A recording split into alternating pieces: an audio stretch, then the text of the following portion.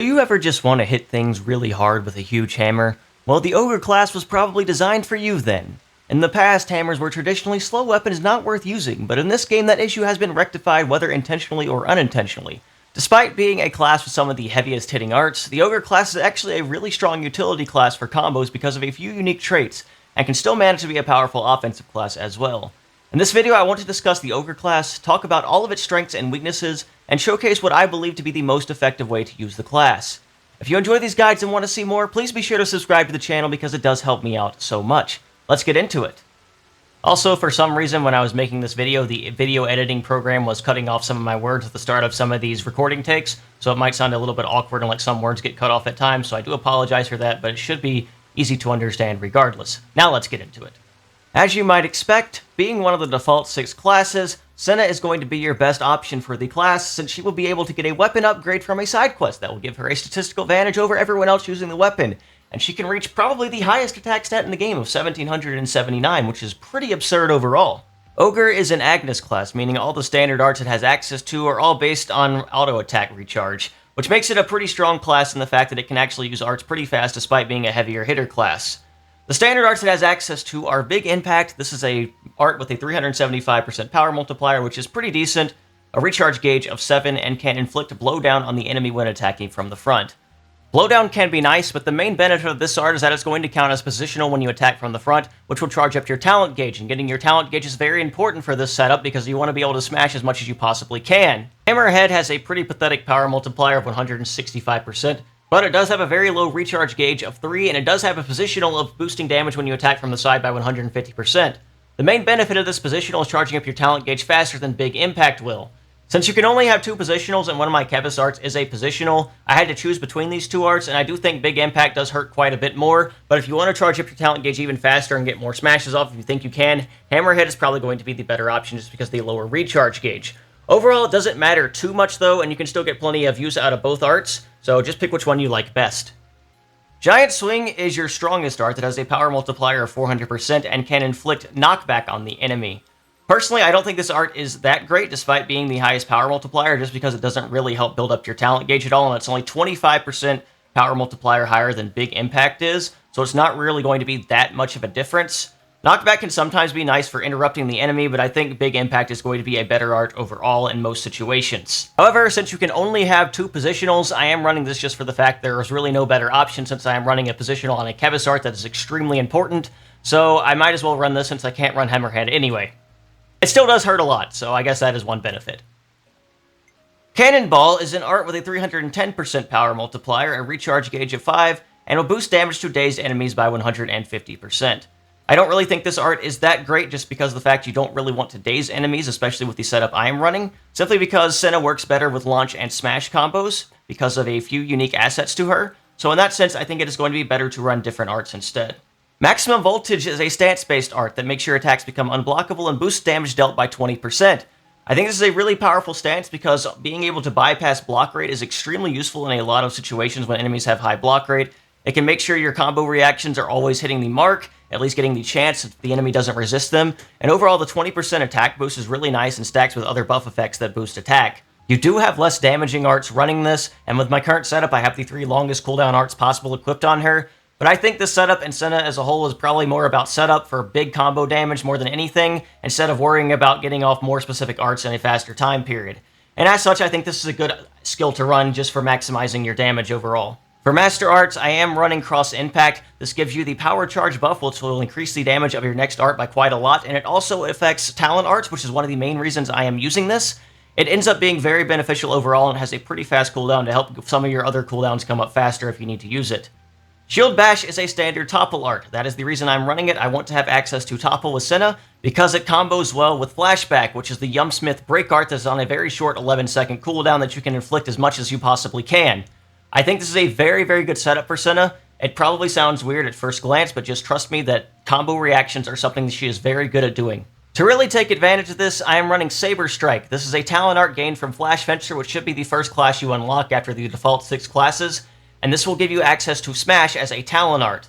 The default talent art for this class is Pressure Drop, which is a launch instead of a smash and has a slightly higher power multiplier, but just trust me that Saber Strike is more beneficial because you can get launch as a master art on the other side if you really want to have access to all 4 of the combos in your kit.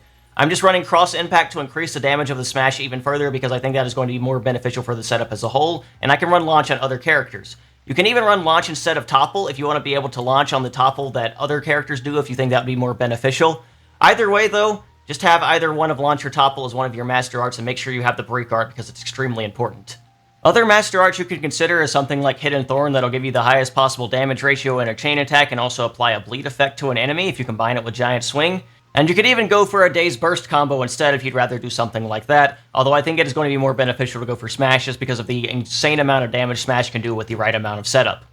So at this point you might be wondering why the heck do I care so much about Break and all these combo reactions? Well, that has to do with one of the class skills for Ogre being Fury Smash. This increases reaction success rate by 45 percentage points.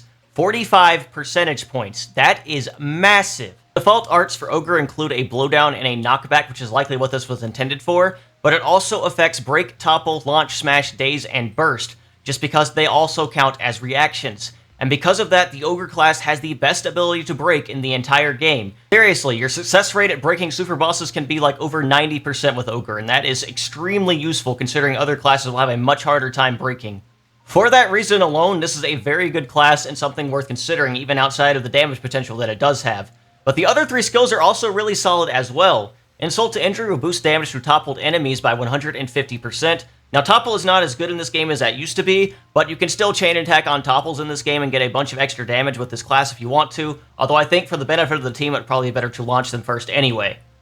Fighting Prowess will boost damage at physical arts by 50%, and basically every art that you want to run with Senna is going to be a physical art, or with the Ogre class, I should say, and that's going to give you a nice free damage boost, essentially, that is very nice to have.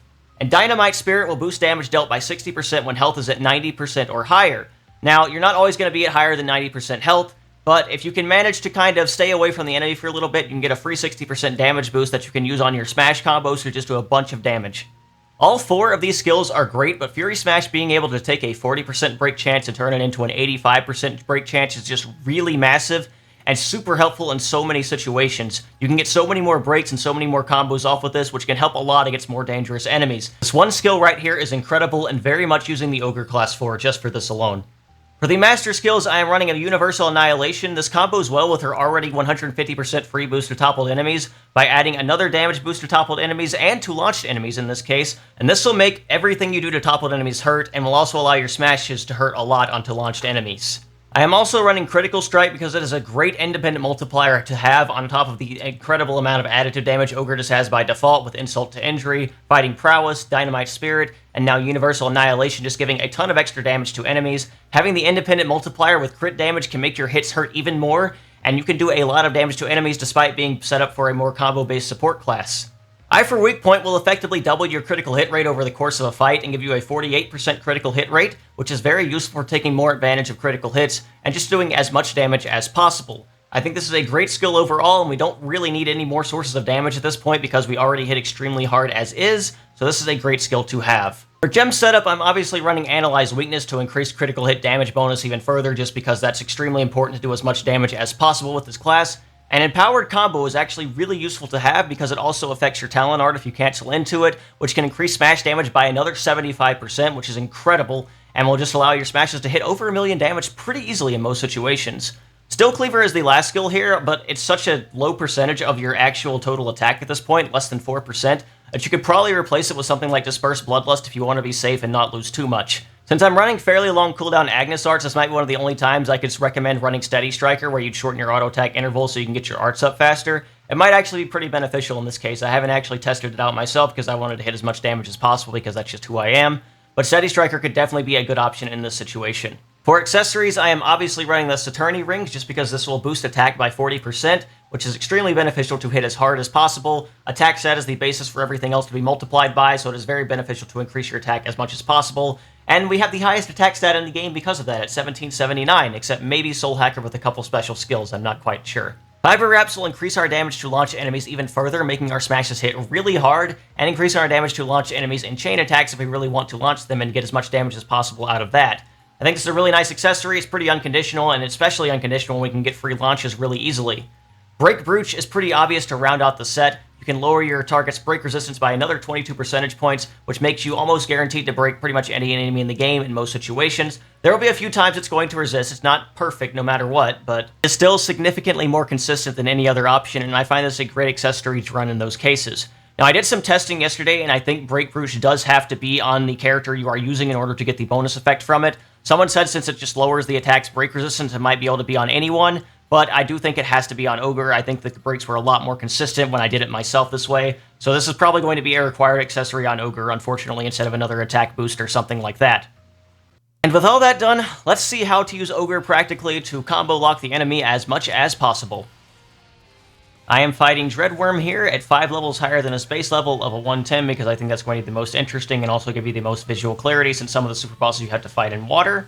So we can basically instantly get a break here. I'm going to also use Big Impact from the front if I can. I think I actually missed the first Big Impact, so I can't actually get the talent gauge charge from that, which is really unfortunate. I use a topple as soon as that comes up just to kind of get him topple locked to start here. And now I'm going to be breaking him again as soon as this launch ends. I don't have my smash up yet, unfortunately. But I can go immediately for the side break and combo that with maximum voltage as well to boost my own attack. He gets broken instantly again, which is really nice. And I do not have my topple up right now, so I'm relying on my AI to hopefully topple, but they are not being useful right now, so I'm going to have to topple myself again. I get the topple, I wait for the launch, but we get the daze instead from someone having daze, but that's not really a big deal. Burst happens, and now I'm going to go for another break, and hopefully we'll get the launch combo this time. They go for the launch. I'm going to use Cross Impact into Smash, and I get 1,700,000 damage off that Smash because of the power charge from the Cross Impact into the Cancel Smash. Now, unfortunately, after this, he resists the next break, so I end up getting killed because he's going to target me, because obviously he's going to if I just did nearly 2 million damage to him. But since all my arts are basically on cooldown anyway, that's not really a huge deal. I didn't even have my Smash up or any talent gauge up, so I can just immediately go into back into the fight again here. I did swap the tie-on very briefly to try to get a revive off, but it looks like I did get revived without that anyway, so not really a huge deal. We have another break and launch combo going. I don't have Smash up yet, unfortunately, but we can keep him combo locked for now and not have to worry about anything he is currently doing. He's already nearly at half health now, which is really nice. I'm going to go for another break in a second here. I'm just trying to get Big Impact up on from the front to get the extra gauge. And then I go for a break. And he no-effects it because he goes into his invincible state. A little bit unfortunate on the timing there, but not really a huge deal. I just have to wait this out. And eventually he will no longer be invincible, and I can go for the combos again. So now invincible should be out. I'm going to go for another break. And I get it, and now I just need to wait. Actually, I use the topple myself because that's one of the reasons I have it. And now I'm waiting for a launch. We get the launch. I use power charge, and then I'm going to try to smash here. I think my smash time was actually, unfortunately, a little late here. Yeah, it doesn't actually give me the smash damage. I thought the art was a little bit faster than that. It's a little bit unfortunate I end up wasting my talent art, but we can watch more of the combo locking here, I guess. You can see how consistent this is. I think he's only resisted like 1, and he's like immunity'd 1. So this is really consistent overall.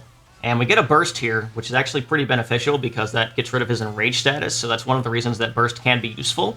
And now I can go back to comboing him, and he doesn't have his enrage anymore, so it'll be even easier to defeat.